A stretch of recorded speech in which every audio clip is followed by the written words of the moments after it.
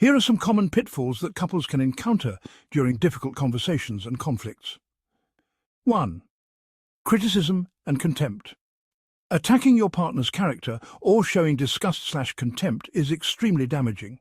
This includes things like name-calling, eye-rolling or sarcasm. 2. Defensiveness. Immediately getting defensive and shutting down rather than trying to understand your partner's perspective. This prevents productive discussion. 3. Stonewalling, completely withdrawing from the conversation and refusing to engage.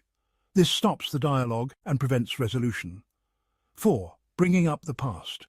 Dredging up old grievances and past mistakes rather than focusing on the current issue at hand. This can escalate the conflict.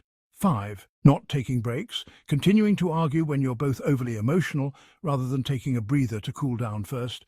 This makes the discussion unproductive. 6. Lack of empathy. Failing to try to see things from your partner's point of view and understand where their feelings are coming from. 7. Making assumptions. Jumping to conclusions about your partner's motivations without clarifying with them first. 8. Poor active listening. Not truly listening to understand, and instead just formulating your rebuttal while they are speaking. 9. Failure to compromise. Stubbornly insisting on your position without any willingness to meet in the middle. 10. Poor communication skills. Not using I statements, getting accusatory, or being unclear in expressing your needs. Recognizing and avoiding these common pitfalls is key to having productive, conflict resolution-focused conversations. With practice, couples can learn to navigate difficulties in a healthier way. Here are some tips for effective communication during conflicts in couples. 1. Use I statements. Express your thoughts and feelings using I statements rather than blaming or accusing the other person. For example, say, "I feel hurt when," instead of "you always do too." Listen actively. Make an effort to truly listen to your partner's perspective without interrupting or getting defensive. Paraphrase what they say to show you understand. 3.